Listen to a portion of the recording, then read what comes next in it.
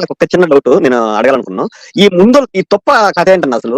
అన్ని వేల సంవత్సరాలు అన్ని రోజులు జనాల దగ్గర అన్ని వేల కోట్లు ఎలా గుంజారు నా తొప్ప నాడబెట్టి సపరించి? ఏం అసలు చేస్తాం మీరు సార్ చెప్పాలి, మీకు ఐడియా ఉంటుంది బాగా. ఏం చేస్తాం సార్, ఇది జనాలని పాపం వాళ్ళని ఒక ఆ పుస్తకం అనేది న్యాచురల్ గా వాళ్ళని ఆలోచింపనీయకుండా చేసేస్తుందండి. అదే ఆ యేసు వాళ్ళని తొప్ప అని చెప్పి అన్ని సంవత్సరాల పాటు చక్రవర్తి గారు రాజేష్ గారు మీరు ఎన్ని ముందోళ్ళు అన్నారండి? 100 అన్నారండి అన్నగారు. కూడా వెనక్కి తీసుకోవాలండి. 100 దావీదు చేసిన 100 అండి. 100 అని చెప్తే 200 వేస్తాడు. అవును, 100 అని చెప్తే 200 వేస్తాడు. సౌలు 100 అంటాడు, దావీదు 200 వేస్తాడు. అది. వాడిది ఏం పోయింది? నీది కాకపోతే కాశీ దాకా దోకమన్నాడు అంటే వాడు అట్లుంది. మరి దరిద్రంగా వాడిది కాదు కదా. వాడి తప్పు కాదు కదా. ఆడు ఎక్కడ చక్రవర్తి గారు. కొట్టలో కొడిచో లేకపోతే వెనక పొడిచి తల తీసో ఏదో చచ్చి ఉంటాడు సార్ ఆడు. అలాంటి చచ్చినోడి పట్టుకొని వాడి ప్యాంట్ ఇప్పు లేకపోతే లుంగి ఇప్పు వాడి పట్టుకొని చచ్చినోడిది వీడు కత్తితో కొయ్యటం ఏంది? అది తీసుకెళ్లి వాడికి ఎవరు ఏంది సార్? ఎందుకంటే దరిద్రం ఉందండి. చీ చీ చీ. పైశాచికత్వం సార్, అది పైశాచికత్వానికి మా పరాకాష్ట అది.